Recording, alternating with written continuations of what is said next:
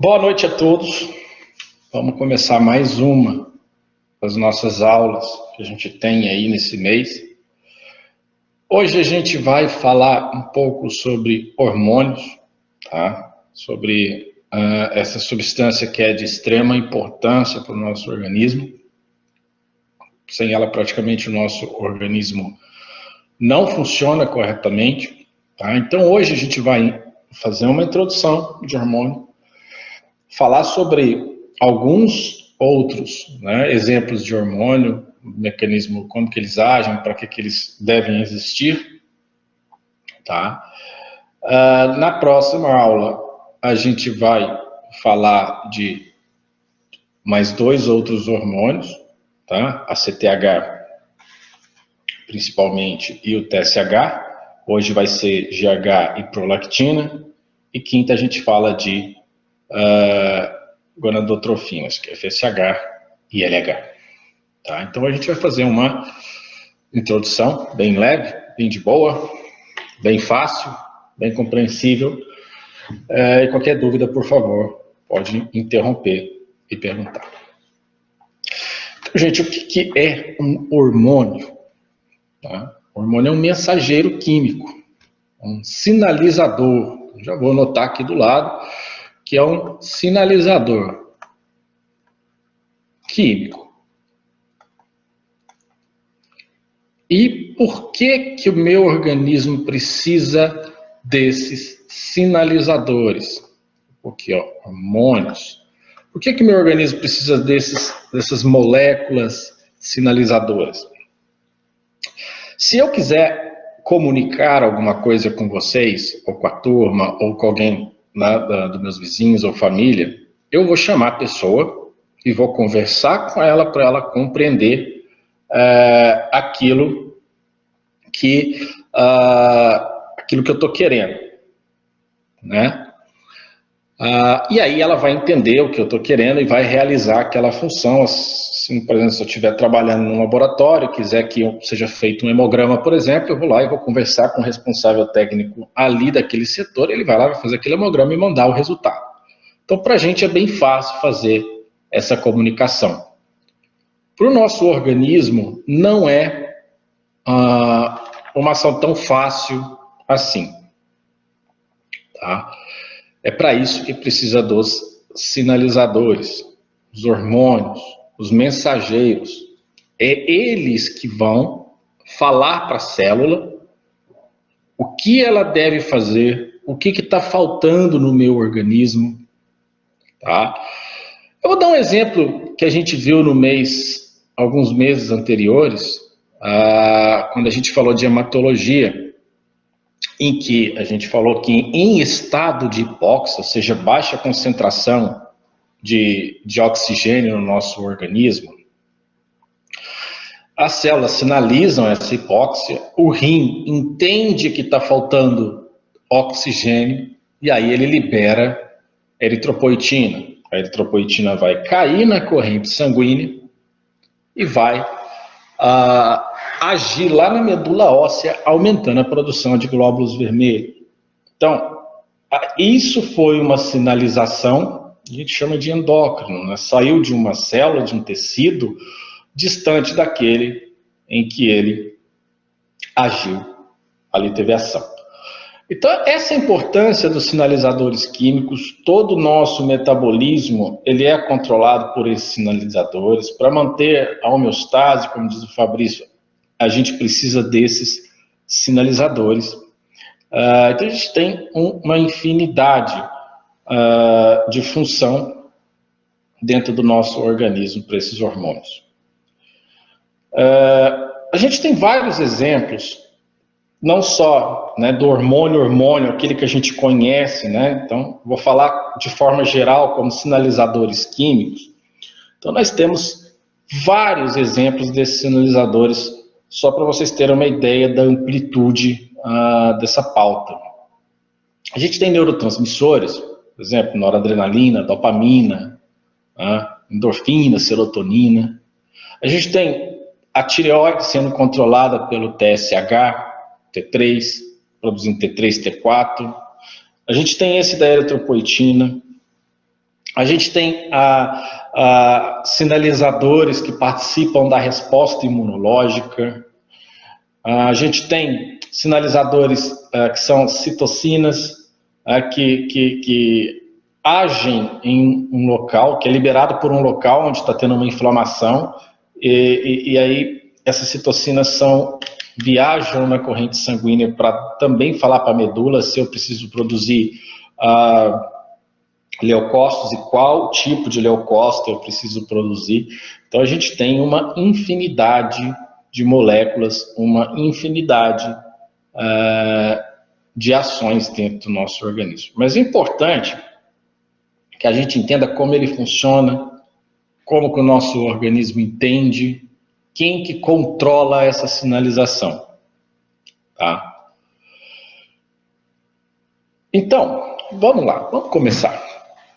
Aqui do lado, vocês estão vendo uma célula que a gente vai usar daqui a pouquinho. Então, nessa célula vocês podem notar que a gente tem, cadê meu ponteiro? Está aqui. A gente tem uma membrana plasmática, o citoplasma, uma membrana nuclear e aqui eu tenho um núcleo, tá? Aqui no núcleo eu tenho o quê? Um DNA de dupla fita, tá?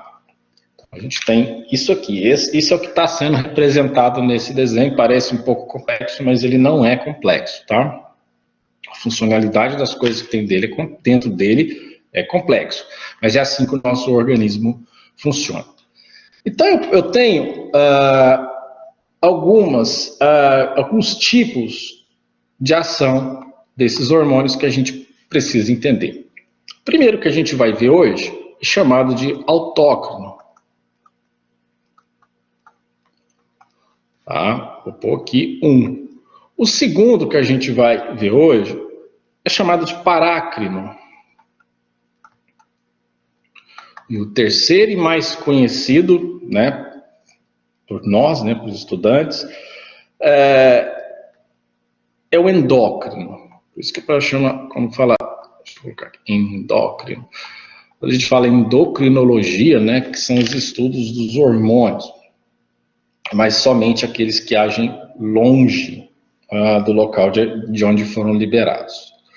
Então, como que funciona isso, gente? Então eu vou fazer aqui uma outra célula, mas essa um pouco mais simples, tá, do que aquela que está ali. Então eu tenho aqui embaixo o núcleo da célula, né? E aqui no núcleo da célula eu tenho o quê? Um RNA. O que mais eu tenho dentro da célula? Que esse RNA vira o quê? Esse DNA vira um RNA. Então, quando a gente fala de autócrino, nós estamos falando de auto, né, dele mesmo, são sinalizadores que a célula produz e funciona na própria célula que produziu esse sinalizador. Como assim? Vamos lá. Esse DNA ele virou um RNA e aí esse RNA foi traduzido numa proteína, né? Um conjunto de aminoácidos, uma proteína. Quais são os exemplos que eu posso dar aqui? Fatores de crescimento celular, normal, tá? Ó, fatores de crescimento celular. Mas eu quero dar um exemplo do interferon do tipo alfa. Aqui embaixo para vocês. Então, a própria célula produz esse interferon do tipo alfa, que ele vai agir aqui. De forma geral, o que acontece? Nós temos receptores na célula e nós temos moléculas que a gente chama de moléculas transdutoras de sinal, que é aí todo esse desenho colorido que vocês estão vendo aí à esquerda de vocês. Então, nós vamos falar primeiro do autócrino, né? De forma geral, o autócrino é considerado daquele que produz, né, a proteína, que é essa de azul. Essa proteína vai lá e se liga sinalizando alguma coisa aqui dentro, ou ela já tem ação imediata dentro da célula, sinalizando a produção de mais dessas moléculas. Então, toda vez que essa célula que essa molécula se liga a um receptor, os receptores são moléculas que reconhece o que aquela molécula ligante está querendo, ou seja, ligou ali um interferon do tipo A. Então ele vai sinalizar para o núcleo, sinalizar aqui para o núcleo que ele quer fazer mais interferon, e aí ele vai produzir cada vez mais, e ele vai se ligar e ter ação na própria célula. Isso é determinado por autócrino. E aí o RNA, e aí, desculpa, o autócrino, né, em si falando de interferon do tipo A, que é o exemplo que eu vou dar, sempre um exemplo mais fácil de entendimento, o que ele faz aqui na célula? Tá? Vamos supor que essa célula foi invadida por um vírus. Tá? Vou colocar aqui que ela foi invadida por um vírus. Vamos colocar esse vírus aqui de uma cor diferente para vocês entenderem.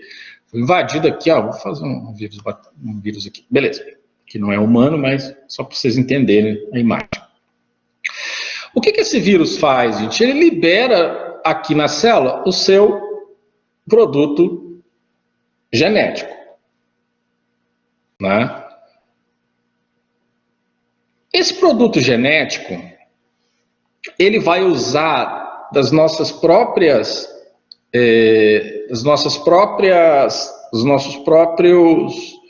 mecanismos para fazer o quê? Multiplicar esse RNA, tá?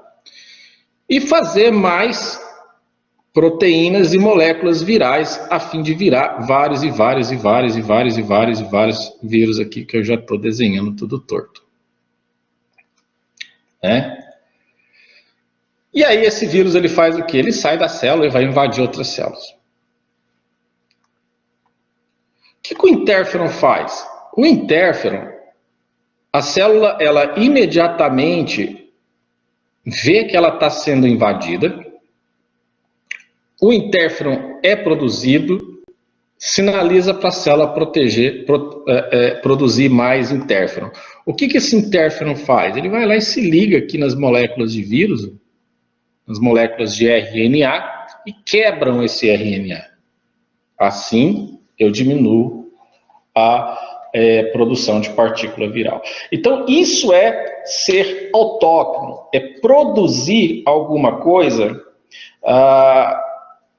E esse sinalizador que foi produzido, ele tem ação dentro da própria célula que o produziu. Certo, gente?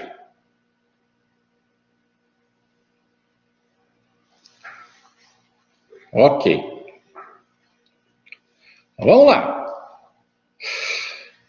Agora, o segundo que eu vou explicar para vocês... e aí eu vou ter que apagar isso aqui, é o parácrino.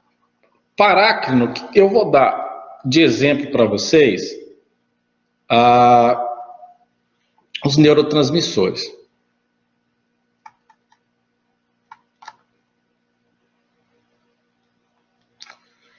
O que são esses neurotransmissores? Neurotransmissores são moléculas que transmitem para outras células, então, transmissores, uma mensagem de um neurônio para outro. Por exemplo, a gente falou de neurotransmissão, noradrenalina, dopamina, acetilcolina, serotonina, endorfina, tudo isso que é produzido por um neurônio e liberado por outro. Ok? Então, vou dar um exemplo para vocês. A gente tem aqui, ó, então vou fazer aqui, a parte de um neurônio, que a gente chama de neurônio pré-sináptico, meu Deus do céu, sináptico,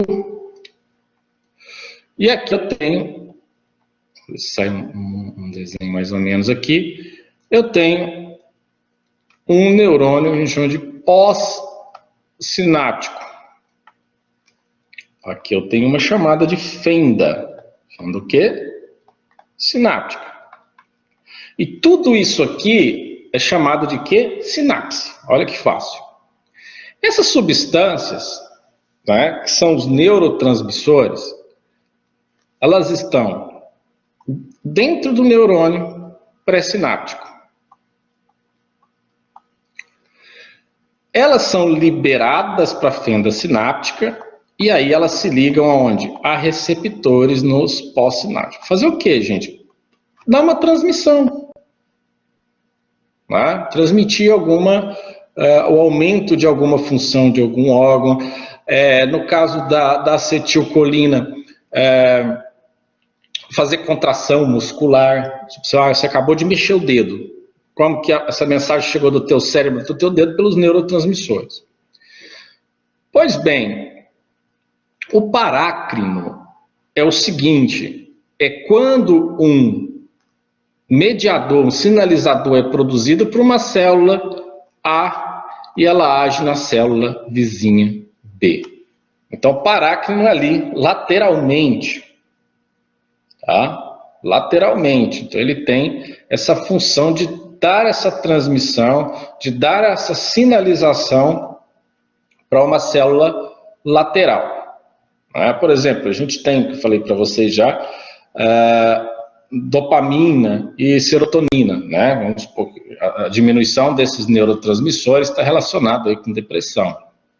Depois, só por questão de curiosidade, que ela fez o seu efeito, o que ela faz? Ou ela é quebrada por uma molécula, tá? Por uma enzima, ou ela retorna para cá, que a gente chama de recaptação. Então, as medicações aí a maioria das medicações para depressão, eles agem inibindo essa recaptação, e assim eu fico cheio de neurotransmissores aqui. Quanto mais neurotransmissor eu tiver, mais vai ser aquele alívio, né?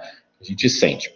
Que é a ligação entre o pré-sináptico e o pós-sináptico, e aí a mensagem pode passar, né? De boa ali entre os dois neurônios. Tá? Então, esse é o sistema parácrino, tá? Onde eu tenho uma célula produzindo para células vizinhas, diferente do autócrino, que é uma célula produzir para ela mesma.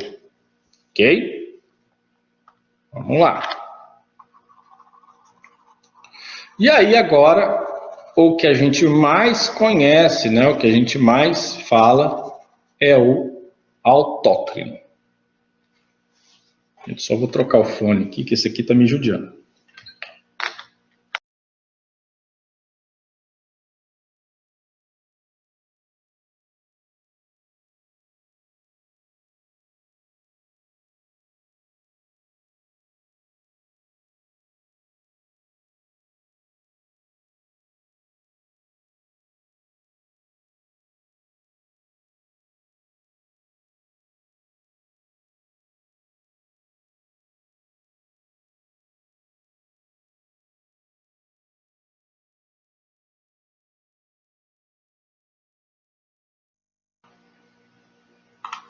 Beleza, agora deu.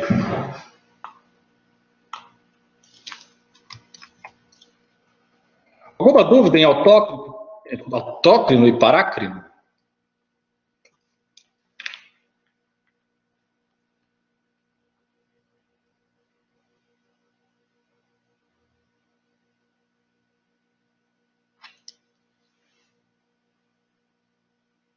Alguma dúvida? Beleza, então vamos lá, certo.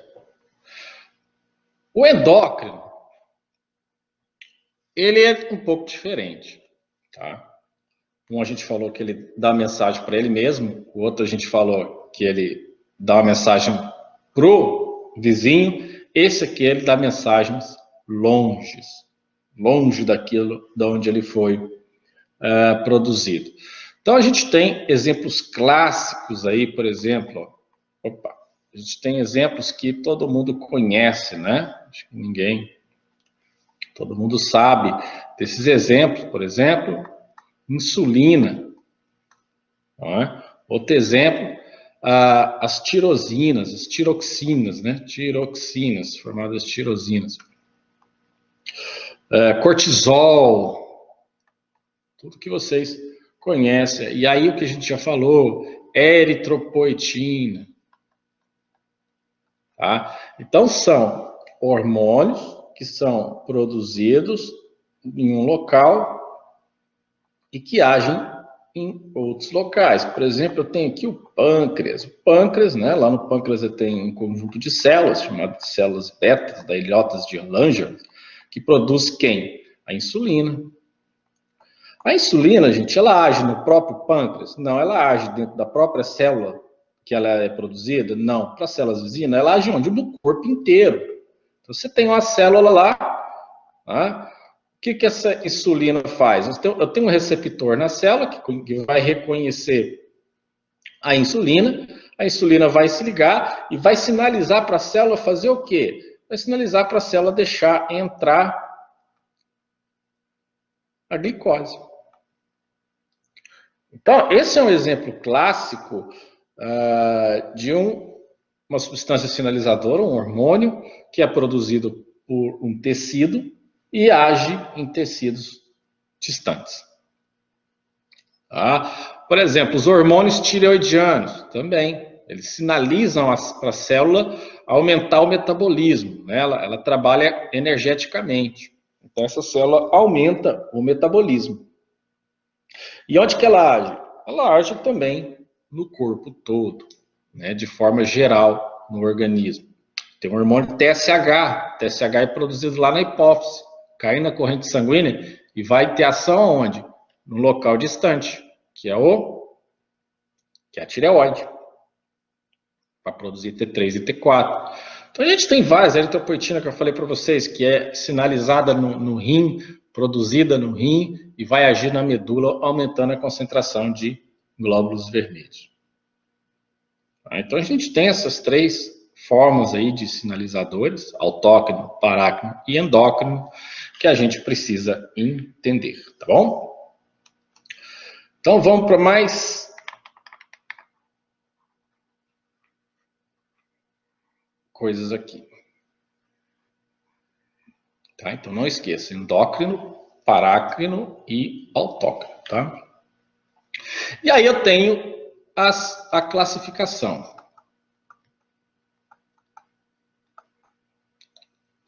E aí eu tenho três também tipos de classificação desses sinalizadores, tá? Eu tenho aqui o A, eu vou chamar de polipeptídeo, tá? Ou proteicos, né? Proteínas. Eu tenho aqui o B, os esteroides, conhecido aí pela galerinha da academia, né? Esteroides. Eu tenho o C aqui, que são derivados de aminoácidos, tá? Vou colocar um exemplo aqui já, que sempre perguntar, mas polipeptídeo lá, proteína não é aminoácido? É, mas aqui são específicos, tá? Um pouquinho as tirosinas. Vamos lá, vamos falar de cada um desses três tipos para a gente já seguir adiante. O primeiro, gente, o A, né, que são os polipeptídicos ou os proteínas, ele tem algumas características, né? Que a gente pode... Vamos exemplificar para vocês entender quais são alguns desses hormônios, são vários, né? Mas vamos para alguns desses hormônios que são conhecidos, né? O PTH, que é o aparato hormônio, insulina, que a gente falou agora, né? Então a gente tem coisas conhecidas, a adrenocorticotrofina, os corticoides. Então esses a gente chama, adrenocorticotrofina, tá? Então esses são os que a gente chama de polipeptídicos. Então eles têm características que são importantes de saber, né? A primeira delas são solúveis em água.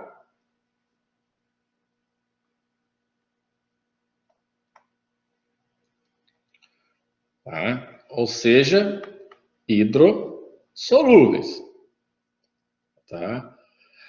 Como eles são solúveis em água, eles circulam livremente.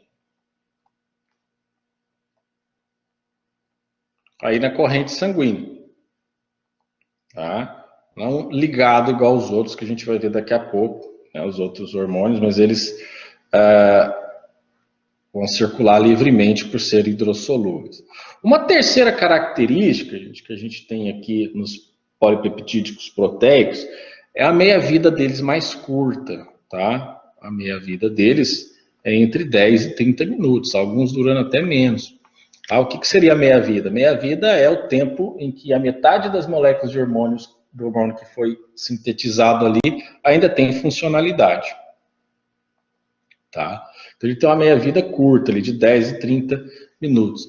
E aí, aqui, para que essa foto está aqui do lado? Né? Eles ligam-se, um pouquinho, ligam-se, tá? A receptores de membrana.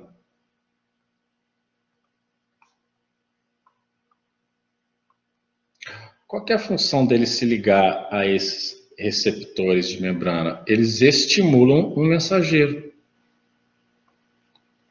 Um segundo mensageiro. De mensagem mesmo, tá, gente? De segundo mensageiro. Vamos citar o mesmo exemplo que a gente estava dando aqui, que é a bolotinha aqui, chamada de insulina. Já falamos que a insulina, ela faz o quê? Ela se liga em receptores da membrana e aí ela sinaliza para a célula deixar a glicose entrar para ela ser transformada em energia. Então, veja bem, essa insulina, por ela ser solúvel em água, por ela circular livremente, tá? Ela é um polipeptídeo, tá? Ela circula livremente, mas ela tem uma meia-vida curta. Tá? Então, o que ela vai fazer, gente? Eu vou dar, não até que é, né? Insulina, receptor da insulina, até que é ela mesma aqui.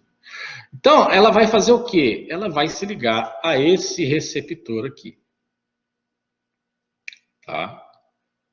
Ao se ligar nesse receptor, o receptor ele vai se ativar por fosforilação. O que é fosforilação? Ligação com fósforo. Pá, vai ligar um fósforo aqui. E aí, como que essa mensagem vai entrar no interior da célula? Tá? Ela vai se ativar e vai se ligar num segundo mensageiro. Tá? Eu não sei qual que é o segundo mensageiro aqui do receptor de insulina, mas é só para vocês entenderem. Vamos supor que esse que eu circulei aqui é o segundo mensageiro. Qual que é a função desse segundo mensageiro? É levar a informação adiante, através também de fosforilação. Então ele se fosforila e aí ele ativa um outro mensageiro, que se fosforila e aí vai até chegar a informação que a célula tem que fazer. Onde? Aqui no núcleo. Tá? Aqui no núcleo, o que ela vai fazer? Ela vai sinalizar uma região aqui para virar RNA, e aí depois esse RNA, claro, vai se transformar em uma proteína. Que é a função primordial do DNA, virar proteína. Tudo isso que acontece dentro da célula, hoje tem estudos que falam que a gente tem aproximadamente 20 mil moléculas dessa dentro de uma célula, trabalhando ali concomitantemente com tudo que está sendo ligado à célula, todo o metabolismo que essa célula está fazendo ali, né? Chama mecanismos de transdução de sinal, sinalização celular.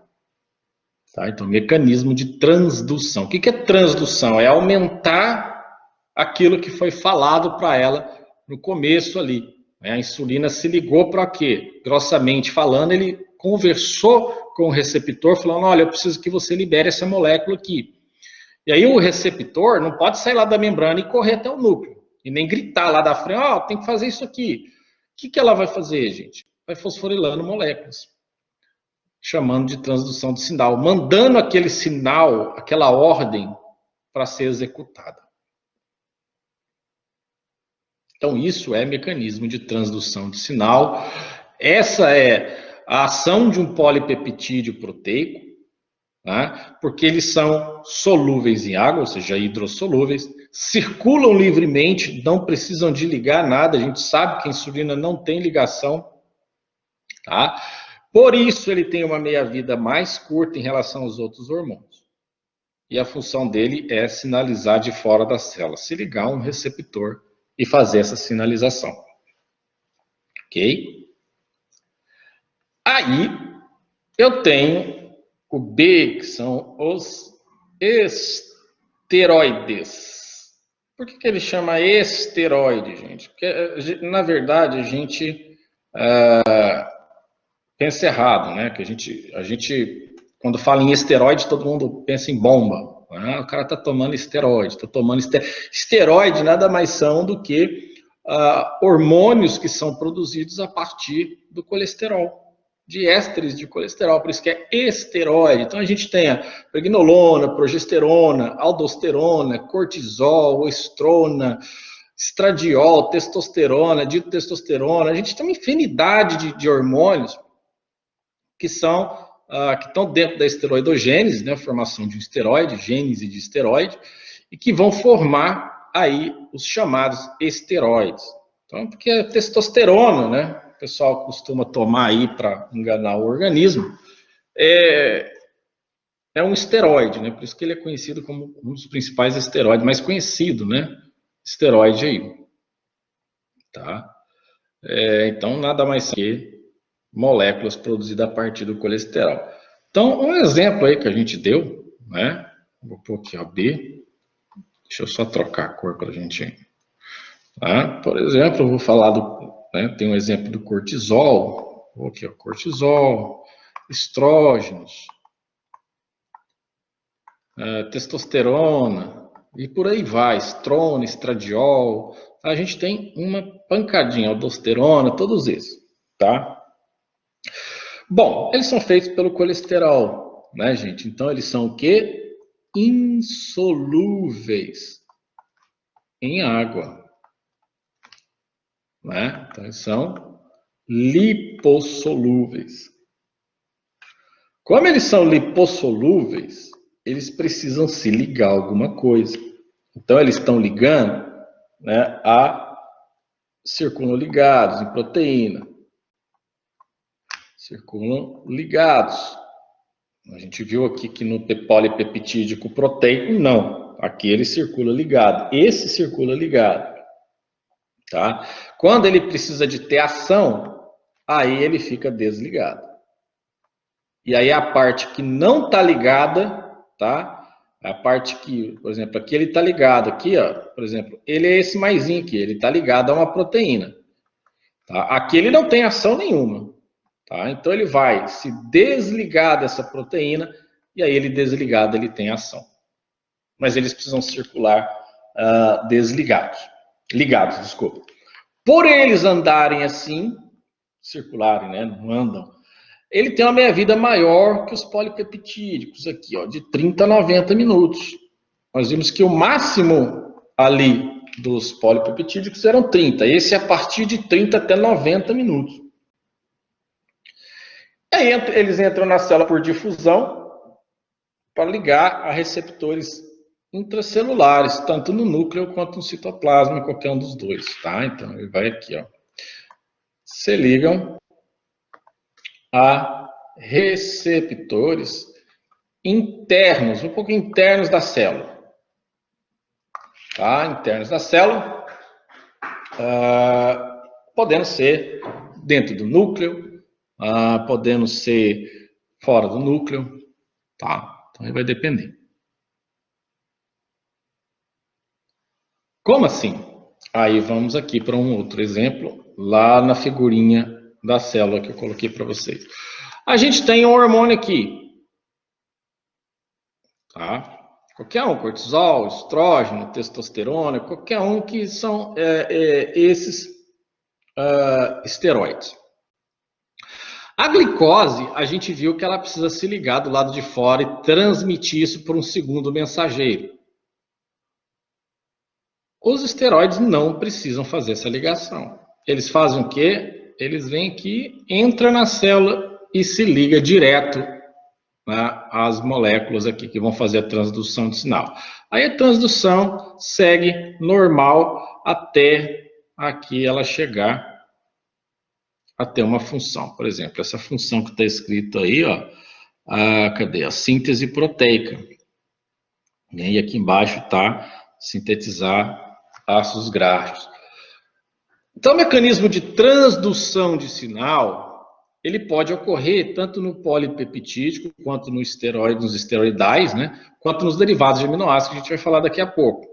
A diferença está dentro da circulação desses hormônios, a solubilidade, a meia-vida e como que eles agem na célula, que é o que a gente está falando agora. Tá? Mostramos a insulina, que é um polipeptídico proteico, que tem que se ligar do lado de fora da célula e transmitir esse sinal. Falamos agora de um esteroide, que como ele é lipoproteico, ele passa direto na membrana lá e já vai ligar ali nos seus receptores internos, intracelulares. Ele pode também, e aí ele vai desencadear o mecanismo de transdução de sinal normal, tá, gente? Ele pode também entrar aqui, ó, e ir direto. Aí depende do hormônio, direto lá no núcleo. E ele mesmo fazer essa sinalização. Ele mesmo fazer essa sinalização, sem intermediários, sem transdução de sinal. A gente tem esses dois tipos. Ou ele se liga a receptores internos do citoplasma, ou ele se liga a receptores internos do núcleo. O importante é que ele vai ter a ação esperada, e essa ação esperada vai determinar a função desse hormônio no organismo. Vamos lá.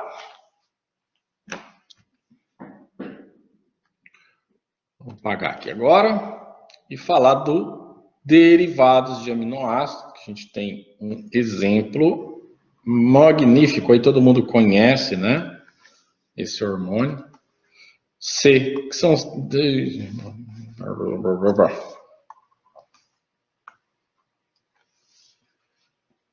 que é o C, os derivados de aminoácidos, né? A tirosina. Que são os hormônios produzidos pela tireoide, né? T4 e T3. Tá? Quais são as características desses hormônios? Poxa, são aminoácidos, então eles são solúveis em água. Tá? São hidrossolúveis. Eles podem circular livres ou podem circular ligados. Qualquer um dos dois. Vocês lembram lá que quando vocês vão lá no laboratório dosar, vocês pensam assim, nossa, mas eu engordei 3 quilos, né?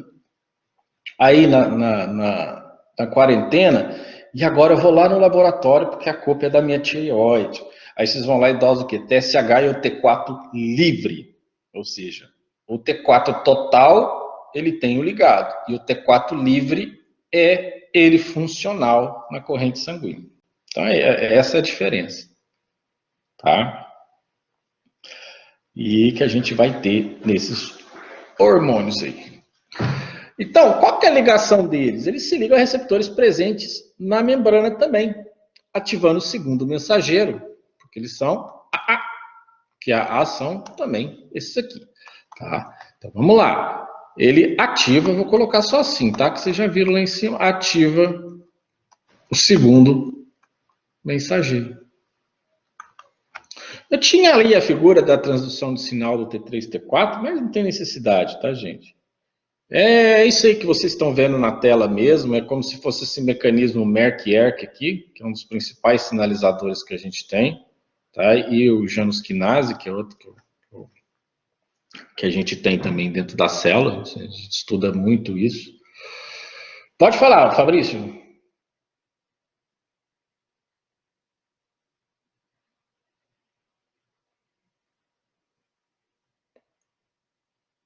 Quando você escreve aí, explicando aqui, já escreveu. Segundo mensageiro, vamos lá. O que é ativar o segundo mensageiro? Eu tenho uma célula aqui. Ó, eu tenho uma célula aqui. Tá? Eu preciso que esse Deixa eu fazer aqui o receptor, tá? E aí eu vou fazer a molécula do hormônio aqui. Vamos supor que a função dessa bolinha vermelha de hormônio é falar para a célula se dividir. Falar assim, olha, eu preciso de produção celular. Que eu quero que você se duplique, depois eu vou sinalizar de novo, duplica de novo, duplica de novo, duplica de novo. Tá? Então ela vai se ligar aqui. Só que a molécula efetora da sinalização celular está aqui dentro da célula, que é essa estrela aqui. Vamos supor que ela é um segundo mensageiro. O receptor com essa bolinha vermelha, com o hormônio, já é um mensageiro. Por isso que o outro é segundo mensageiro. Tá? Então, o que acontece? Ele se liga, o receptor entende o que ele quer, e aí ele faz, ó, fazer um sinal de Wi-Fi aqui, ó,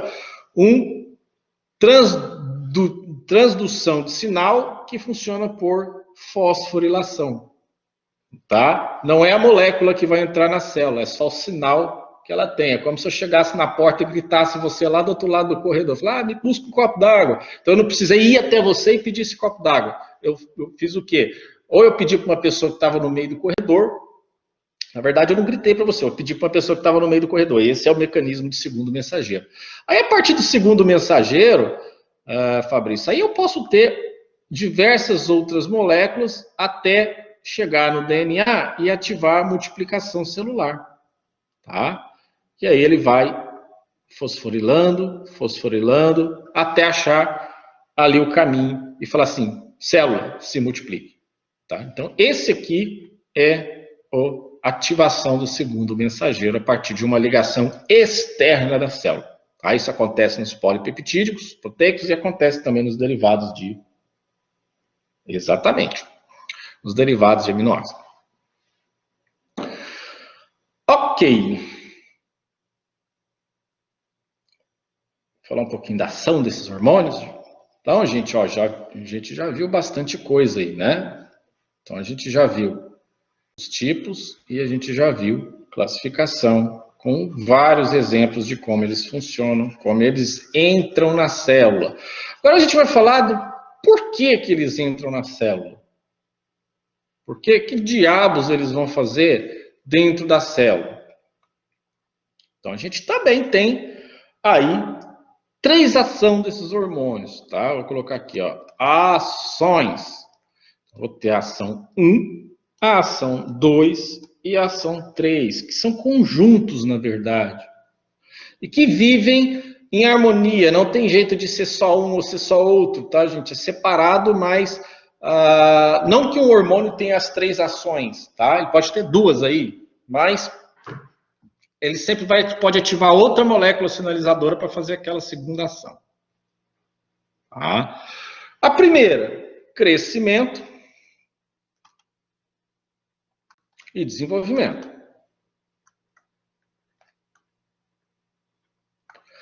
A segunda é controle homeostático, controle da homeostasia. E o terceiro é regulação. Regulação energética. E aí, como assim regulação energética? Tudo aquilo do jeito que vai ser produzido de energia no organismo, tá? E de como essa energia vai ser utilizada. Então, tem só isso, gente. Né? Por exemplo, a testosterona é para quê? Crescimento e desenvolvimento. Tá? FSH, LH, crescimento e desenvolvimento. Cortisol, controle da hemostasia. Desculpa, crescimento também. Cortisol também é crescimento e desenvolvimento. Tá? Então, a gente vai falar um pouco de cada um. Aí pouca coisa, tá só dando exemplo mesmo. de um ou de outro. Porque tá bem demonstrado, né, o que é um crescimento. Né? Então, quais são os hormônios principais dentro dessa ação do crescimento e desenvolvimento? Por exemplo, eu tenho os esteroides, tá? Todos? Não. Esteroides. Gonadais. O que são gônadas? Gonadais. Gônada no homem é o testículo, na mulher são os ovários. Então, esses esteroides gonadais, eles vão agir no desenvolvimento, na puberdade, na luteinização, na estimulação de um folículo ovariano, na produção de espermatozoide, né? No crescimento ósseo, no crescimento muscular. Então, todos eles estão relacionados aí com que a pessoa, no crescimento da pessoa e no desenvolvimento dessa pessoa, tá? Aí a gente tem o hormônio do crescimento, que é o GH. Esse aqui, crescimento mesmo, né? Porque os casos de gigantismo, nanismo, é tudo relacionado ao hormônio do crescimento. Cortisol, né? Esse é o crescimento da barriga, né? É muito importante. As tiroxinas, que é os T3 e T4 da vida, tá? E aí, eu vou explicar daqui a pouco, para não ir atropelando muitas coisas, mas esses hormônios de crescimento e desenvolvimento, eles controlam, tá? Eles são liberados para controlar o organismo e eles são produzidos pela hipófise. São hormônios hipofisários. E aí eles vão agir onde? Eles vão agir em outra, ou no corpo inteiro, ou em outra glândula. Tá? Por exemplo, TSH vai ser na tireoide, participar de crescimento e regulação, né? O ACTH, crescimento, produção de adrenais, né? FSH e LH, crescimento puberal, distribuição de gordura no corpo, né? Manutenção de órgãos, esqueleto, músculo, blá, blá, blá, blá, um monte de coisa, tá, gente? Que cada um dos hormônios, depois a gente vai falar um pouquinho desses de desenvolvimento, crescimento e desenvolvimento, a gente vai falar um pouco deles. Certo? Então, crescimento e desenvolvimento é uma classe extremamente importante que a gente vai focar nela daqui a pouco, tá? Para falar desses hormônios que são produzidos. Eles são estimulados pelo hipotálamo, produzidos pela hipófise e agem em glândulas. Tá? O segundo, vou pôr aqui sem apagar, né, que é controle da homeostasia. Vou colocar aqui controle da H. Homeostasia está escrito lá em cima, que agora que eu vi que está escrito lá em cima, que eu mesmo escrevi, mas eu vou escrever aqui embaixo. Controle da hemostasia. O que é hemostasia? Homeostasia, desculpa. Hemostasia é parada do sangramento. O que é homeostasia? Capacidade do organismo em se manter estável. Tá, gente? Pelo amor de Deus, não vai falar instável. Instável é outra coisa. Estável. Tá? Então, o meu organismo, para se manter estável, ele precisa de ter um equilíbrio. E esse equilíbrio ele é dado por sinalizadores químicos. Ou seja, eu estou produzindo muito de alguma coisa. Aí ele vai lá e vai fazer o quê? Ele vai produzir menos daquilo, jogando outra molécula para inibir aquela produção. Ou uma molécula que tenha efeito contrário. Que é um exemplo clássico, que eu vou colocar até de azul e a gente já falou dela. A glicose. Como que o organismo controla a glicose? Se eu tenho excesso de glicose, o meu pâncreas vai fazer o quê? Aumentar a insulina. E diminuir o glucagon. Diminuir o GH. Né?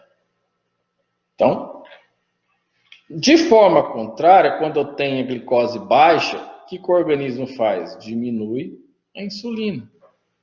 E aumenta quem? O glucagon. Esse é um controle clássico, tá? De sinalizadores, né, de hormônios que controlam a hemostasia. Oh, meu Deus, homeostasia, tá? Mas acontece também com cálcio, tá? Com um monte de hormônio que a gente vai ver. Alguns deles, né? Alguns que são mais falados aí em exames laboratoriais. Tá? No cálcio, por exemplo, né? Quando diminui o cálcio, aumenta o paratormônio, que a gente viu lá no começo, o paratormônio como um exemplo, né? E aí, como eu aumento o paratormônio, eu vou aumentar a reabsorção renal do cálcio, para manter esse cálcio no organismo, né? E vou aumentar a absorção do cálcio também no intestino. Para quê, gente? Homeostasia. E assim, com tudo que vocês imaginaram no organismo que trabalha com homeostasia, a gente vai classificar ele dentro dessa ação. Muito importante, a regulação da água, a renina, angiotensina 2, aldosterona. Então, um é produzido pelo rim, outro é convertido no pulmão, tá? Um é liberado pela hipófise anterior. Gente, uma infinidade de coisas. Por quê? Porque o teu organismo está trabalhando em conjunto para quê? Para controlar a homeostasia. Tá? Ok? Então vamos apagar e vamos seguir. Pronto. E o 3 aí, né? Regulação do balanço energético, né? 3, regulação aí, escrevi embaixo, que é o uso do nosso estoque de insulina. Aí entra de novo a insulina, por isso que eu falei, ó, pode ter hormônio que vai participar de 2 dessas ações, né? Para controlar a taxa de açúcar. Então entra aí a insulina, entra o hormônio do crescimento, né? Que é o GH. Então, outra infinidade de moléculas também, que não é função, tá? Não é função decorar, tá, gente? Ó, crescimento é tal, é tal, é tal, é tal, controle é tal, não, de jeito nenhum, tá? O negócio é saber como que o organismo funciona e por que que ele funciona desse jeito. Por isso que a gente está falando dos tipos de sinalização, como que ele se liga à célula, como que a célula interage com ele para dar o sinal e qual que é a ação dessa interação. É o que a gente viu até agora. Tá? Onde ele age, se é paráquino, autócrino, endócrino. Tá? Como que ele vai se comunicar com a célula, se é ligando a um receptor externo, se é passando direto para o núcleo, né? Se é ligando a proteínas internas lá do membranoplasma, do citoplasma ou do núcleo. E o que essa interação vai fazer? Ela vai fazer o indivíduo crescer, vai fazer o indivíduo desenvolver, por exemplo, as características sexuais, ele vai controlar alguma homeostasia no organismo, alguma coisa vai ter que subir, a outra vai descer, ou as duas vão se equilibrar. Ele vai regular o meu equilíbrio energético, ou seja, o que está sendo produzido versus o que está sendo utilizado. É só isso.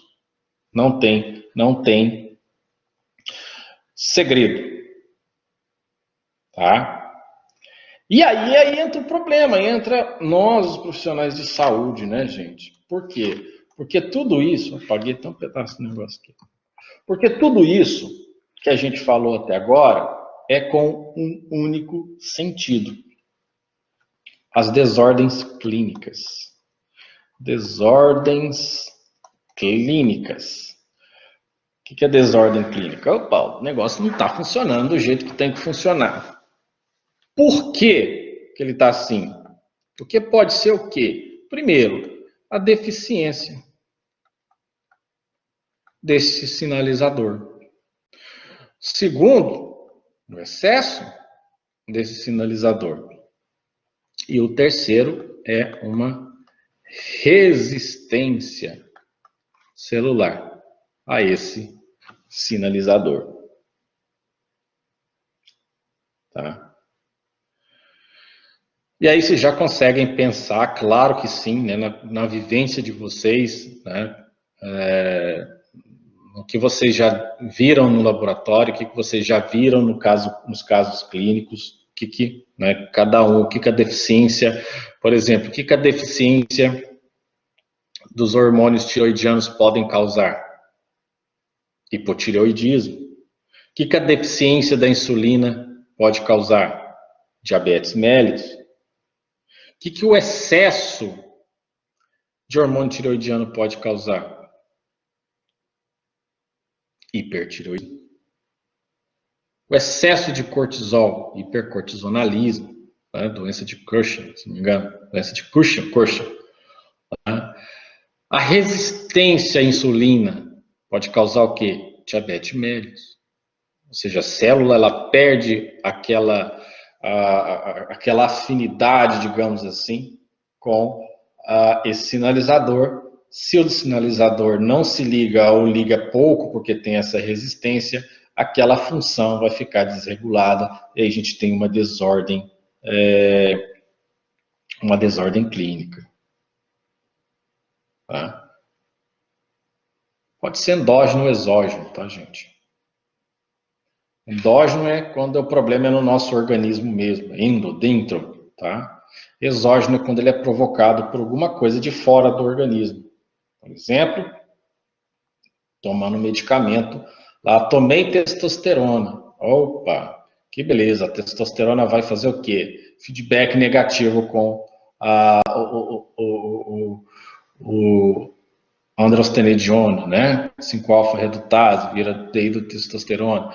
Então, tudo isso tem, toda desordem clínica, ela tem uma ação ali, causada pelo quê? Causada pela ou deficiência ou excesso ou resistência celular.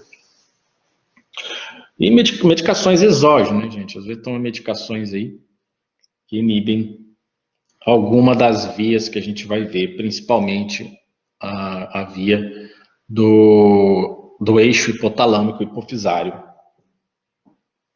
que a gente vai ver agora. Bom, então a gente vai ver, agora eu vou passar para vocês, gente, alguns, né, dos hormônios que eu vou desenhar aqui para vocês, tá? Então eu vou apagar esse ERC aqui do lado. Ou seja, acho que eu vou deixar ele para ilustrar. Vou deixar ele aqui para dar uma ilustrada no que a gente está falando aqui. Vou apagar aqui, vou colocar uma novinha para ficar... Tudo bem até agora? Claro que sim.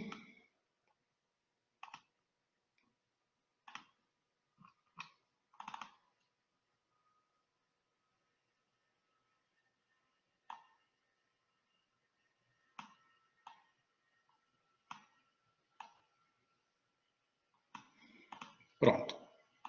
Tá aí. 0 bala. Bom, então vamos lá. Vamos fazer um desenho aqui que hoje de manhã virou uma tragédia, né? A menina falou que estava aparecendo um testículo no meu desenho. Vamos lá. O que eu vou fazer aqui, gente, é tentar fazer um eixo hipotálamo hipofisário, tá? Não fale que está aparecendo um testículo, porque não tá. Tá? Esse aqui chama hipotálamo e aqui hipófise. Mais propriamente dita como hipófise anterior, conhecida como adenohipófise. E aqui do ladinho dela está a neurohipófise.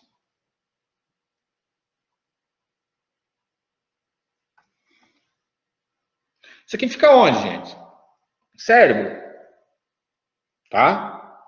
Sistema nervoso central. É lá que controla tudo. Tá? Hipófise e hipotálamo. O controle do nosso organismo, gente, ele é muito, muito, muito bem feito. Mas muito bem feito mesmo. Porque a gente tem um eixo no organismo que a gente chama de eixo hipotálamo hipofisário, glândula. Tá? Vamos entender como HH, e na maioria das vezes HHG. Hipotálamo, hipófise, glândula. Repetindo, hipotálamo, hipófise e glândula.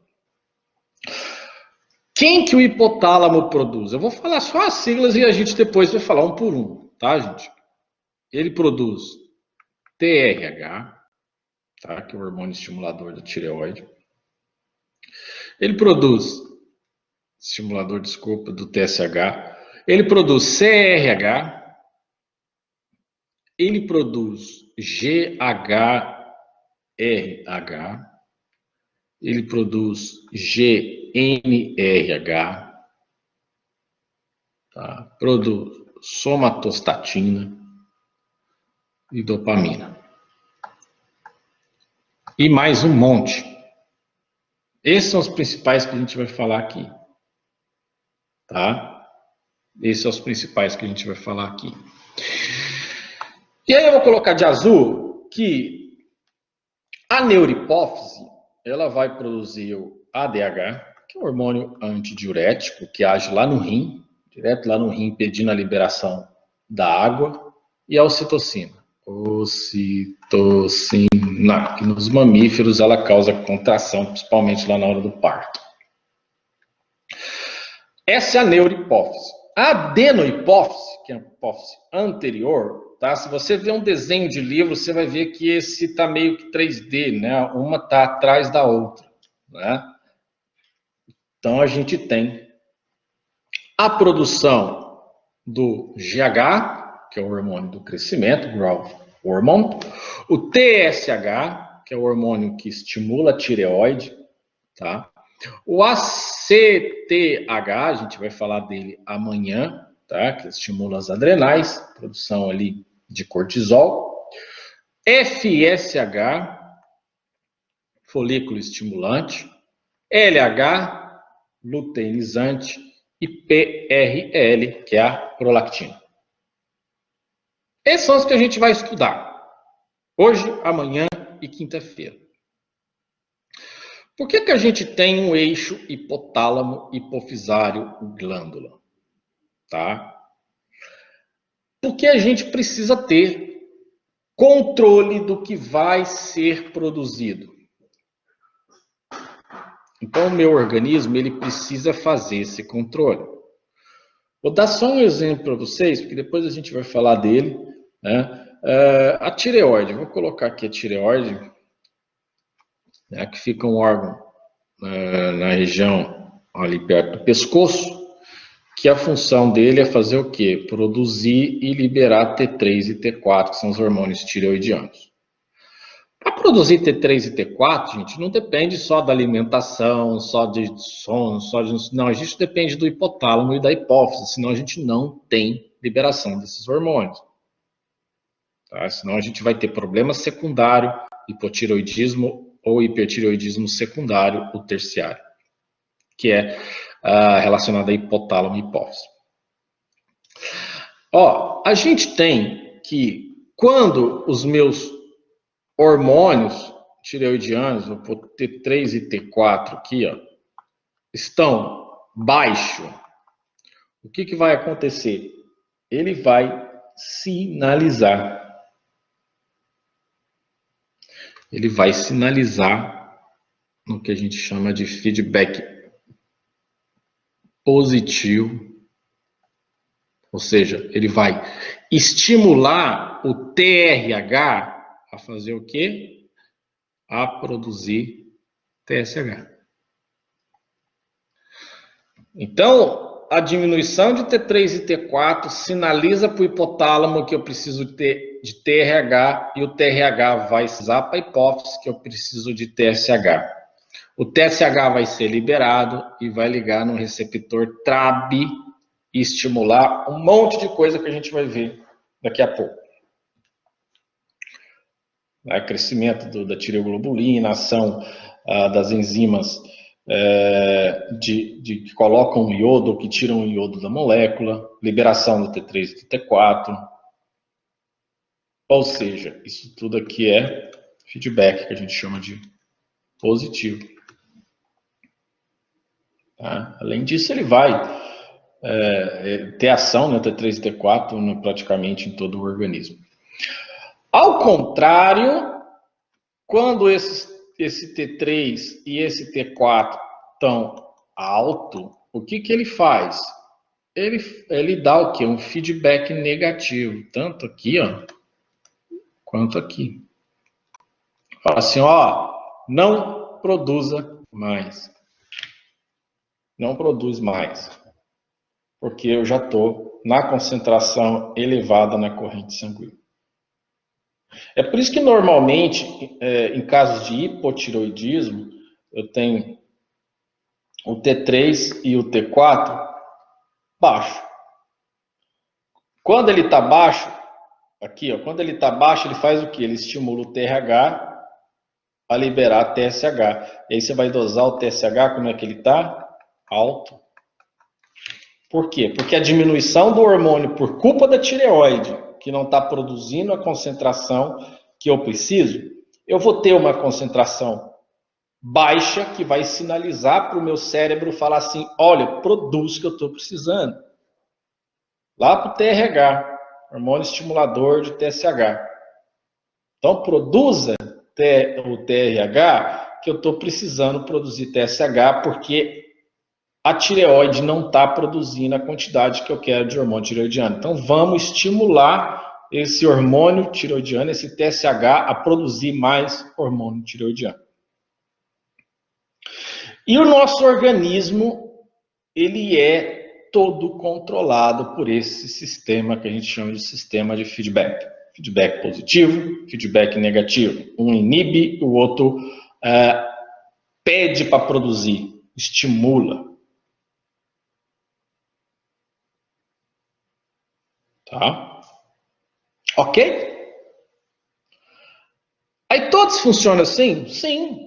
O GH-RH estimula a produção do GH, né? O CRH estimula a produção do ACTH, tá?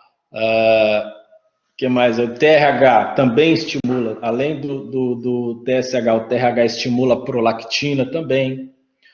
A somatostatina inibe a produção do GH.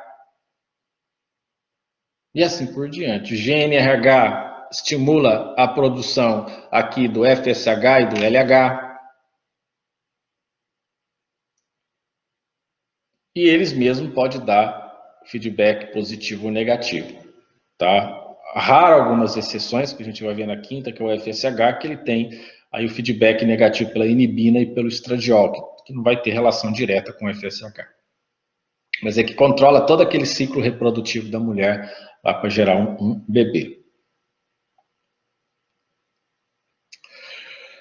Então, todo o nosso sistema corpóreo, aqui ó, a gente está falando de quem, gente?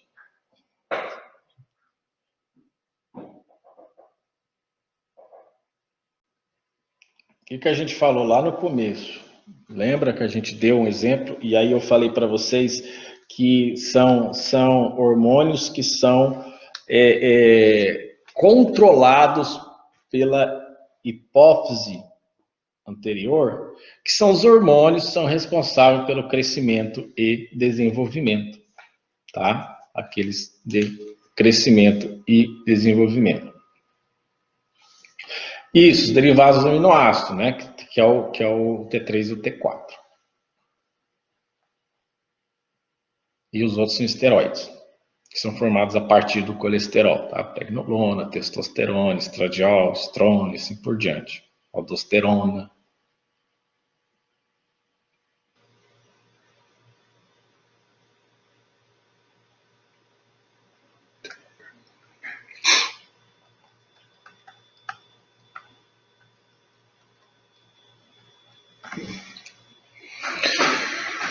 Vamos lá, pessoal?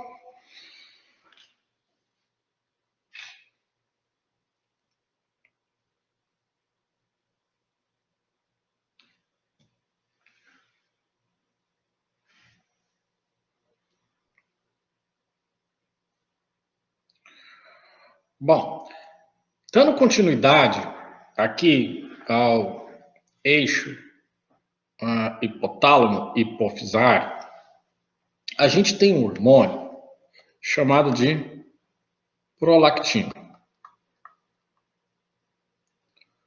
que é o PRL aqui. Essa prolactina, gente, ela tem um órgão-alvo que é a glândula mamária, né, com uma função aí de proliferação da glândula mamária e iniciar a produção de leite pela mãe. Tá? Então, o eixo da prolactina é o seguinte, ó, o hipotálamo, hipófise e glândula.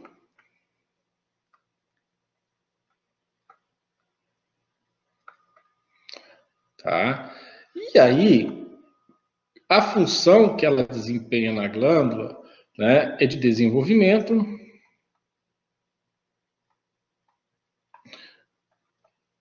e lactação.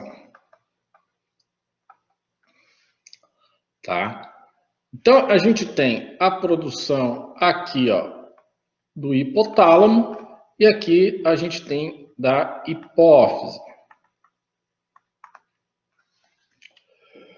E aí, de feedback, né, a gente vai ter a dopamina. Deixa eu trocar de cor.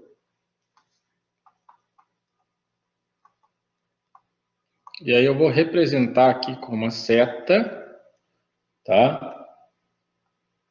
E um sinal de negativo. Aqui positivo, aqui positivo. E a sucção, provocado lá pela criança, né? Ele dá um feedback positivo para continuar a produção aí da PRL, né, da prolactina. Então, a prolactina, gente, é um hormônio proteico, tá, pela primeira classe de hormônio, que é sintetizado pelos lactótrofos, contendo da onde? Da hipófise anterior. Deixa eu escrever aqui que apagou. Anterior, tá? Ou adenihipófise. E ela é inibida também pelo hipotálamo. Ok? Então, o que a gente precisa entender é o eixo. É o que faz ele funcionar e o que inibe ao funcionamento dele também. Tá? Então, a dopamina é o principal fator que o hipotálamo tem para inibir essa prolactina. E aí o TRH é um potente liberador dessa prolactina. Por isso que o TRH para prolactina, eu tenho um sinal de positivo, que é um estimulador. Da sucção para o TRH, a gente tem um sinal positivo. Tá? E a dopamina, a gente tem um sinal negativo. Ok? Bom, então o principal órgão-alvo da prolactina é a glândula mamária, feminina. Tá? Nos homens tem prolactina, mas ainda não está muito clara essa função. E a função na mulher da prolactina é iniciar aí e manter a lactação. Além do desenvolvimento durante a gravidez, desenvolvimento da glândula mamária. Quando a gente fala de hormônio, a gente precisa sempre observar que esse hormônio, ele tem horários durante o dia em que ele é mais produzido e horários que ele é menos produzido. Isso chama de ciclo circadiano, produção circadiana. Então, ela tem uma variação diurna, né? E ela mais produz durante a noite de sono, tá? E na fase folicular da menstruação. São mais baixos aí nesses casos, tá? Bom, gente, o que é importante saber além do eixo hipotálamo hipofisário e os diagnósticos que a gente vai falar daqui a pouco, né? E uma principal doença que a gente tem e o que pode levar a essa doença. Que essa prolactina, a gente precisa interpretar ela lá nos exames, porque elas aumentam muito, tá? Perto da época do parto. E aí os níveis vão retornar ali 4 semanas depois do parto, se a mãe não amamentar. Tá? Se a mãe não amamentar. Por quê? Porque a sucção é um feedback positivo para a produção de prolactina. A mamada, né? É uma produção, é um estímulo positivo para a produção de prolactina. Aí a gente começa a ter alguns problemas. Nós temos, deixa eu colocar outra cor aqui, tumores, que não são tão raros assim, tá? A gente tem tumores que são anormalidades endócrinas aí, que está dentro da hipófise, né? Está lá no eixo, entre o eixo do hipotálamo com a hipófise, e que a gente chama de, deixa eu colocar de vermelho aqui, prolactinoma. Porque são tumores que produzem prolactina. Isso chama prolactinoma. O excesso dessa prolactina, e aí a gente vai falar desse caso específico de prolactinoma, o excesso desse hormônio da prolactina é chamado de hiperprolactinemia. Hiper de alta, prolactina de prolactina, e mia, que está na corrente sanguínea. E aí ela é a normalidade endócrina mais comum que tem no eixo hipotálamo hipofisário. Por isso que eu falei para vocês que não é tão raro assim. De todas as desordens que ocorrem no eixo hipotalâmico hipofisário, essa é a mais frequente. Tá? O que o excesso de prolactina pode causar? Galactorreia, uma produção excessiva de leite, e uma disfunção gonadal. Já falei para vocês que as gônadas, né, na mulher aí são os ovários, tá? Causando impotência sexual, diminuição do libido, distúrbio menstrual, infertilidade. Mas esse hormônio não aumenta quando está grávida? Sim, mas nós estamos falando de forma anormal agora com esse prolactinoma. Tá? Várias causas fisiológicas podem contribuir, gente, para o aumento da prolactina. Tá? Fisiológico, gestação, a gente falou, amamentação, estresse, exercício físico. Tá? Como causas não fisiológicas, mas também não patológicas, que é a farmacológica ali, né? Quando toma alguma medicação, reserpina, alfa-metidopa, algumas medicações que podem, né, causar o aumento da prolactina, sem ser o prolactinoma. Tá? E os frequentes, né, que são os mais frequentes prolactinoma. Só para exemplificar para vocês aqui, esses adenomas hipofisários, tá? 60% deles são produtores de prolactina. Tá? Aí a gente tem em segundo lugar, né, com 20%. A gente vai falar, vai dar tempo sim de falar hoje, né, que do GH, produtores de hormônio do crescimento, 10% do ACTH, que é a produção do cortisol, e os outros 10% os demais, tá? Vou colocar aqui 10% os demais.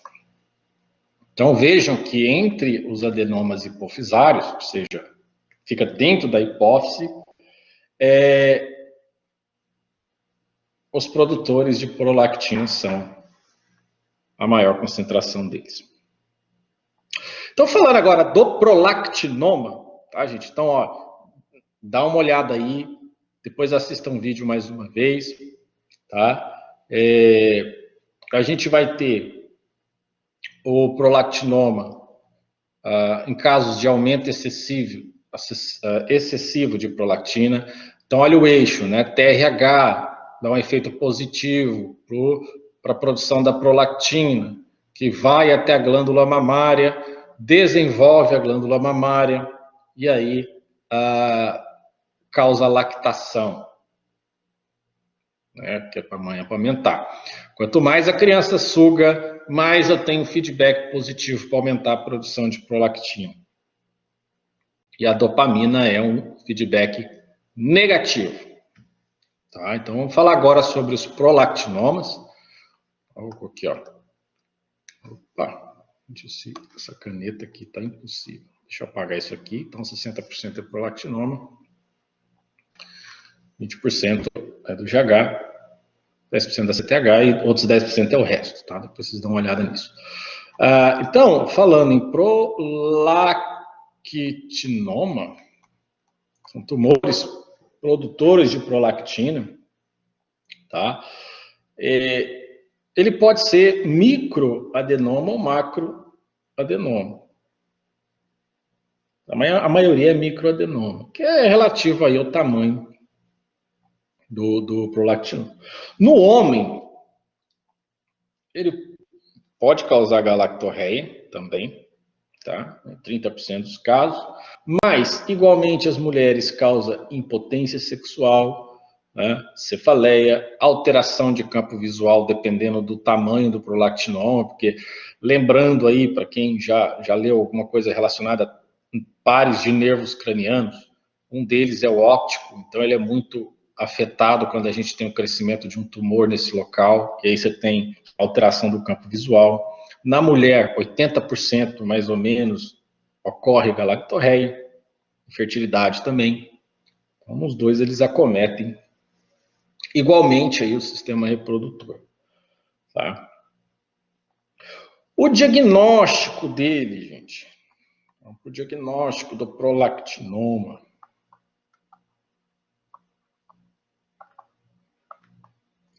Dosagem de prolactina. Então, interessante é saber da história clínica.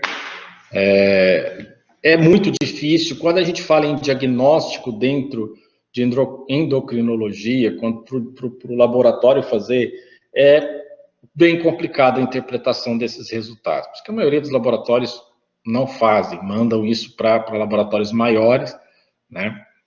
E também pela quantidade que não pagaria pelo próprio laboratório de endocrinologia, tá? Mas sempre avaliar ciclo menstrual, gestação, fertilidade, né, se tá ou não usando medicamentos, se tem outras doenças relacionadas a hormônios da hipófise anterior, por exemplo, GH aumentado, por exemplo, hipo- ou hipertiroidismo, tá? Causado, claro, pelo TSH, né? Até eu estou me enrolando nessas siglas, causado pelo TSH produzido pela hipófise anterior. Tá? Então, tudo isso deve ser analisado. Tá? Então, o que é feito para diminuir ao máximo os erros dentro desses exames? A coleta de 3 amostras, aqui, ó, 3 amostras, sequenciais a cada 30 minutos. Tá? Então, vai lá o paciente, você faz uma coleta, 30 minutos depois faz outra coleta, 30 minutos depois faz outra coleta. Aí que está o grande problema do laboratório, né?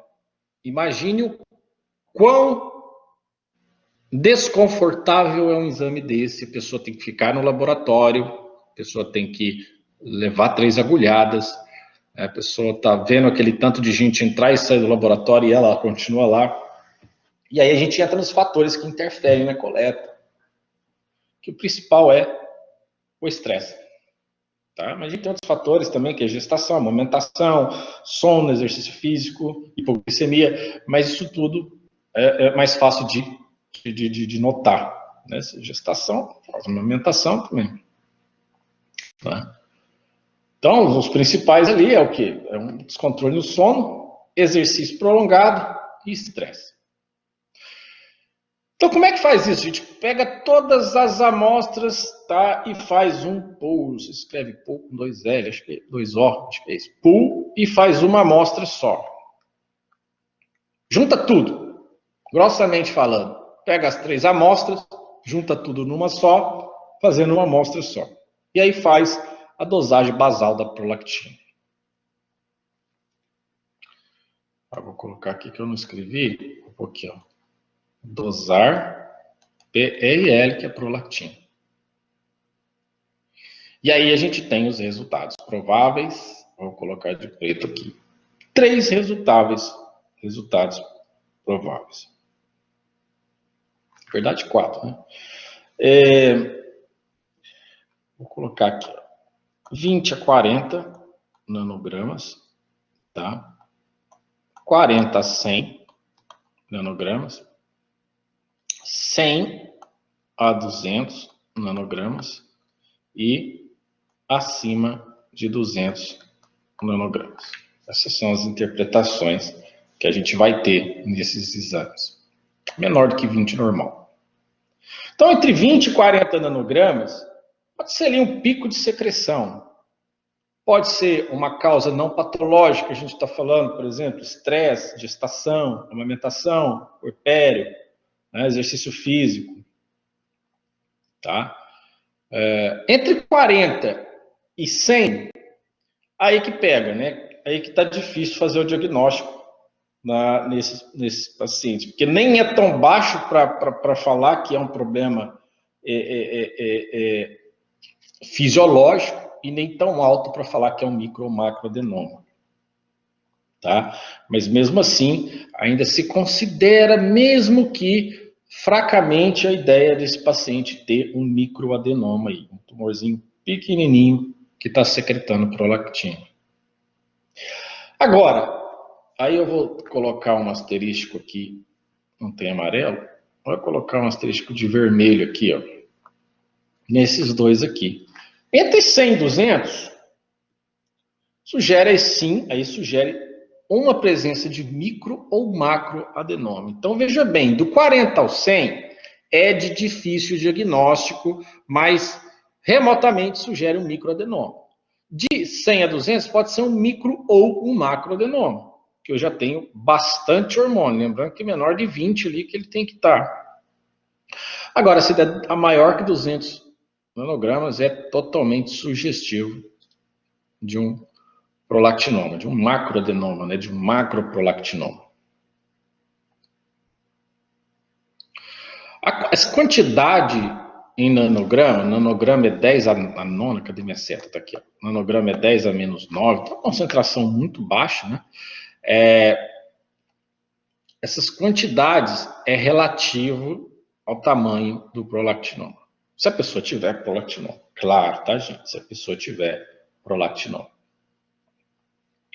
E aí é importante o raciocínio em cima dessa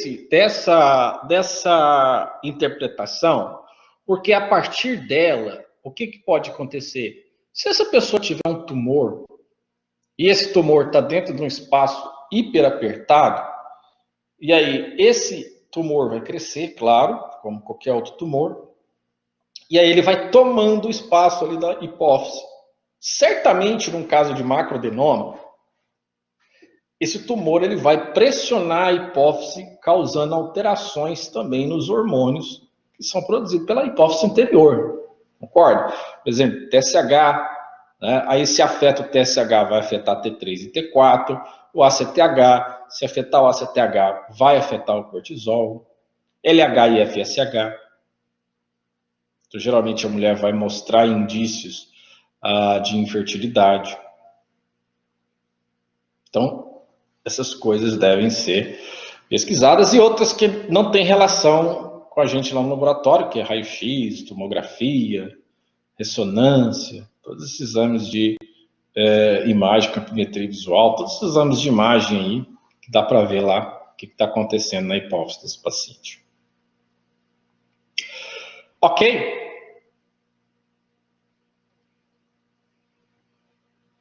Então, sempre ficar de olho ali no eixo, né? Hipotálamo, hipofisário e glândula. Se esse hormônio tem uma função de desenvolvimento ou lactação, é claro que vai ser na glândula mamária. Tá? Desenvolvimento da mama, tá, gente? Desenvolvimento do tecido mamário. Mas desenvolvimento corporal por completo, não. Então, é claro que é a prolactina que vai fazer esse efeito. Tá? Então, o feedback positivo para a produção de prolactina é a sucção, tá? E a negativa é a dopamina. Seguimos? Mireia, a imagem ainda está aqui no quadro, tá? Vamos lá. Vamos apagar então. Depois vocês dão uma olhada lá, tá? No vídeo, tá, gente? Vocês podem ver com mais calma. Xingar durante a transmissão. Eu vou trocar o hormônio aqui.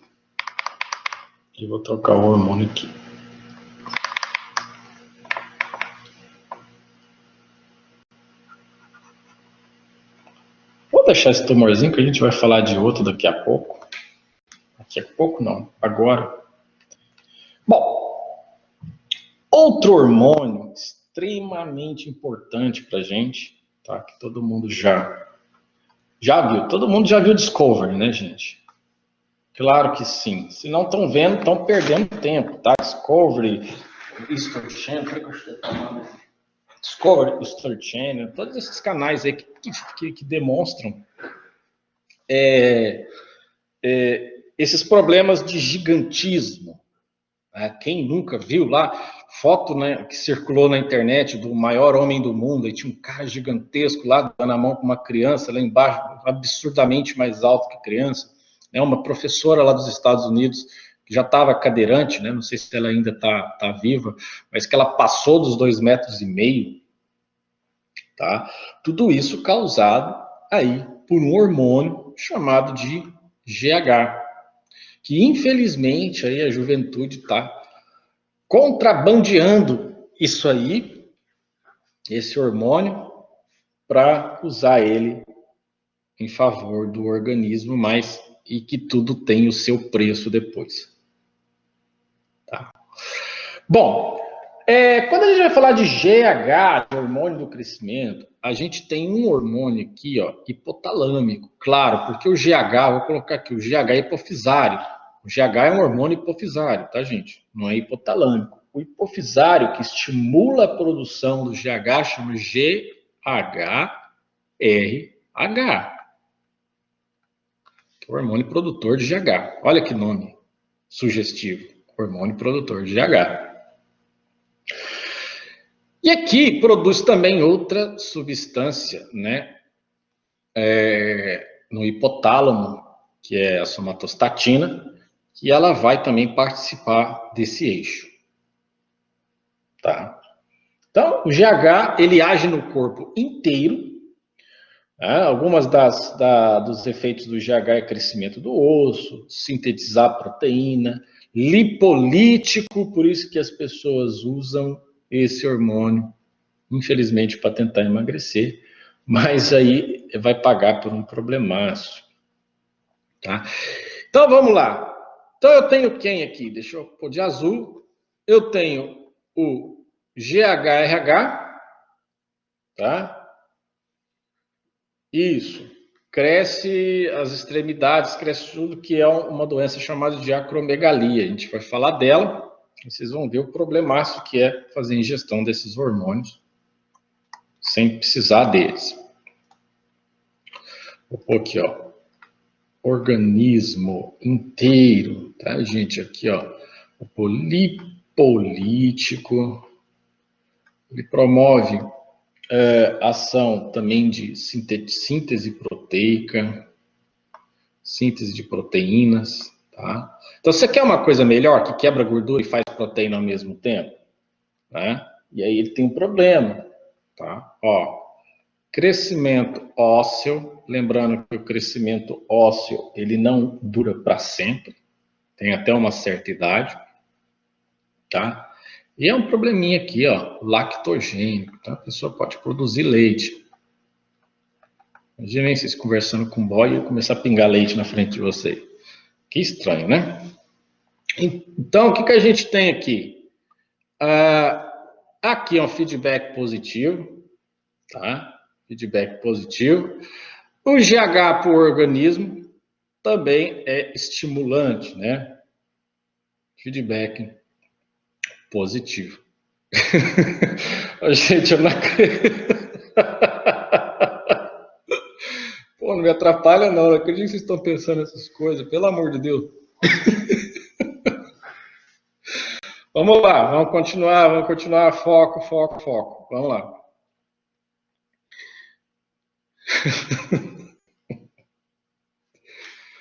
Ave Maria. E aí, a gente tem também o feedback negativo, tá? O feedback negativo aqui do GHRH, né? Também é um hormônio hipotalâmico, vai ser o SS. Vou colocar aqui, bem embaixo aqui, ó, SS, apontando aqui e colocando feedback negativo para a produção desse hormônio, tá? Vamos lá, gente. Esse hormônio, o LH, o GH, desculpa, ele é, tá, um hormônio que vai participar do organismo todo.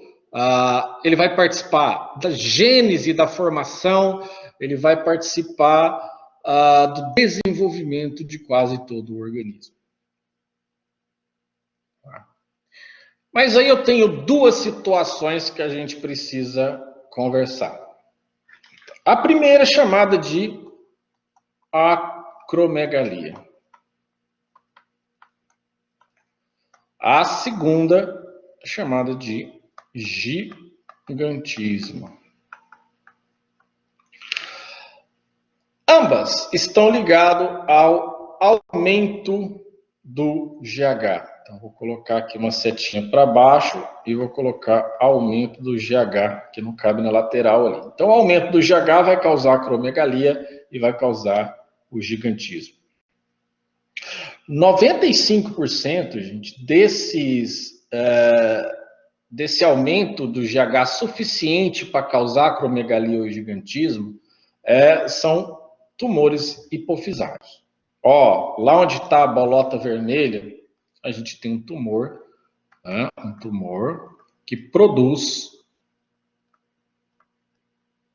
GH, hormônio do crescimento, tá? Outros casos, eu posso ter um tumor que produz o GHRH, que é o precursor do GH. Então, vai aumentar o GH de qualquer jeito, mas 95% são produtores de GH. Tá? E uma pequena porcentagem causadas por outros, né, tumores. O que a pessoa... Tá, primeiro vamos falar a diferença do gigantismo com a acromegalia, e eu vou colocar aqui em preto. O gigantismo, gente, a pessoa nasce com problema. Nossa, ficou feio esse nasce. A pessoa nasce com esse problema. Vou colocar aqui, ó. Nasce com esse problema. Na acromegalia, não. É depois de adulto. O GH, o que acontece? A gente tem aqui um osso. E aí a gente tem região chamada de epífise. Epífise. São regiões, gente, que até ali os 20, 22 anos, são regiões que permite o crescimento da pessoa através da ação do hormônio de crescimento, né? O GH ele tem uma função positiva, tá? Uma função positiva em relação ao aumento, desenvolvimento ósseo, crescimento ósseo, né? Falando dele agora há pouco ali. Não, aqui, ó, tá. Está escrito crescimento ósseo. Tem acento no ó.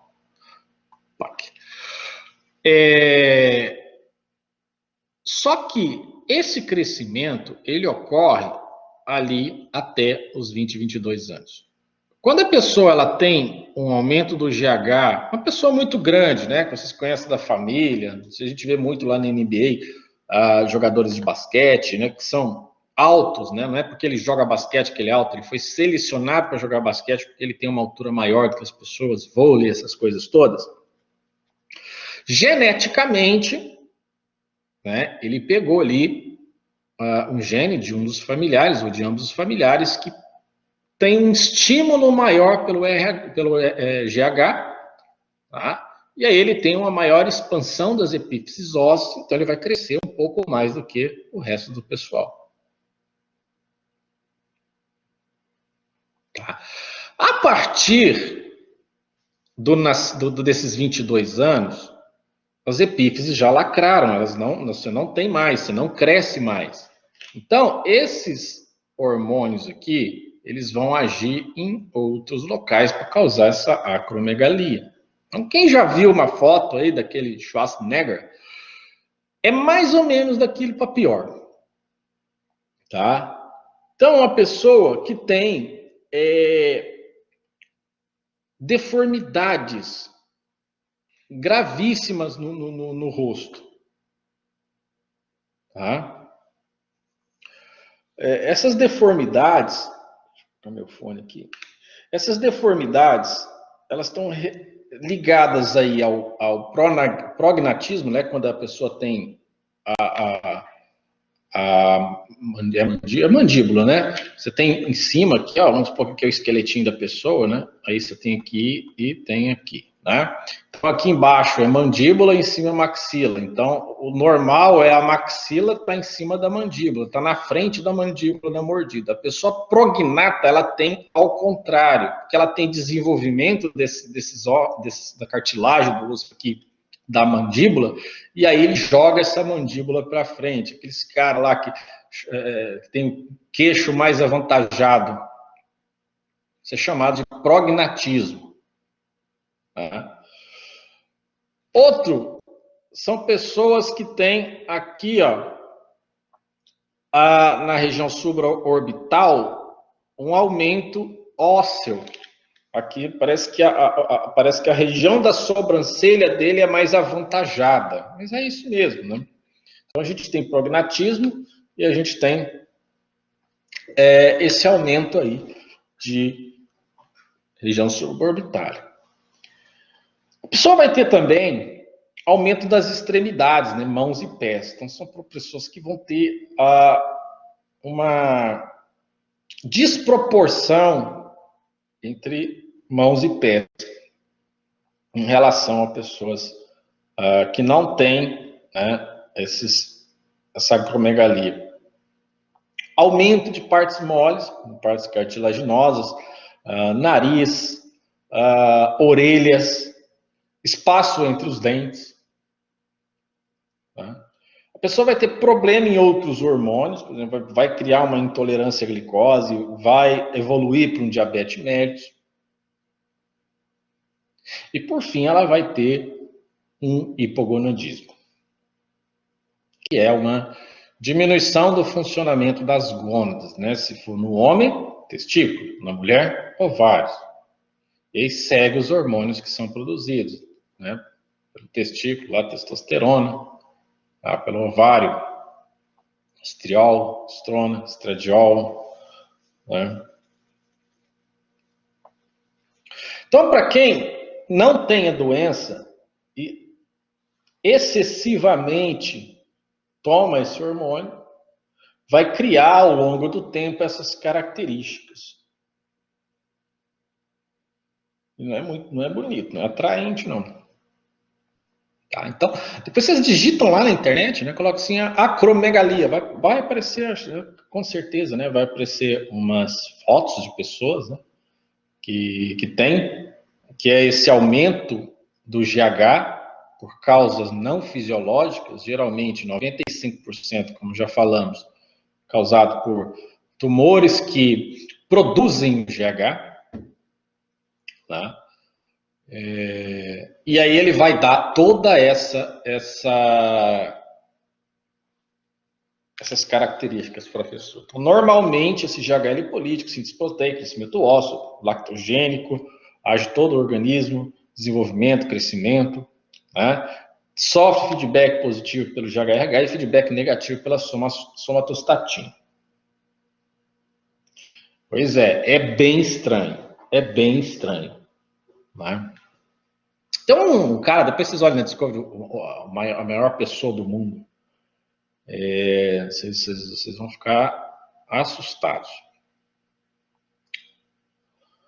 Bom, e para fazer o diagnóstico aí desse GH? Também, como todo hormônio, é um pouco difícil de tomar o diagnóstico apenas por um exame. A gente faz a dosagem basal desse hormônio do crescimento, a gente chama de sérico, né? Que está elevado aí principalmente na acromegalia, mas eles podem flutuar. O que é flutuar? Eles podem aumentar, diminuir, aumentar, diminuir, aumentar e diminuir. Porque o GH é um hormônio de secreção pulsátil. Ele vai e volta. Tá? E aí eu volto a falar para vocês a mesma coisa da prolactina. Faça um pool de 3 amostras, ou o mais indicado no caso do GH é coletar em horários diferentes. Tá? Mas que dá trabalho, né, gente? Como é que faz? Outros testes são funcionais, né, que se faz aí para saber desse GH, um teste de supressão. Né?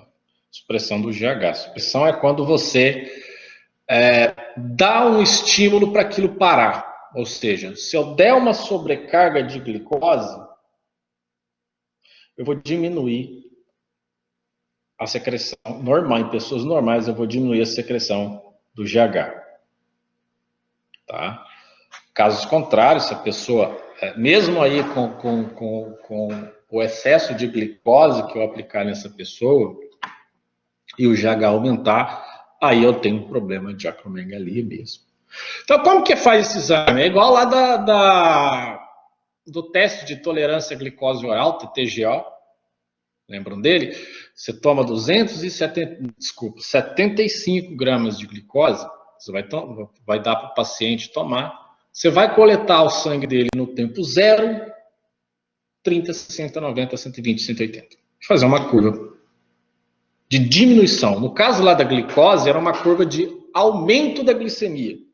Mas a gente não está testando glicemia. Se você checar a glicemia desse paciente, vai ser aumento também. Mas aqui vai ser o quê? GH.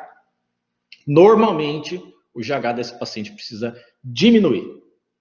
Quanto maior a taxa de açúcar, menor vai ser o GH.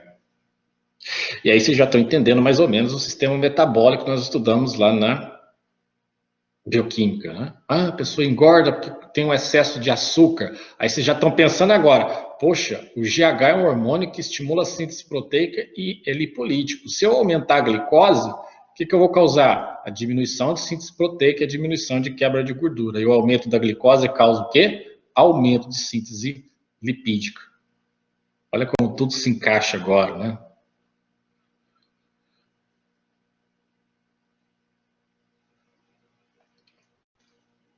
Então a gente pode ver também se o problema é no hipotálamo aqui, ó. Poxa, é fácil, né? Você vai lá e dá o hormônio para a pessoa, produzido pelo hipotálamo. Se ela estimular, a produção de GH, o problema é no hipotálamo.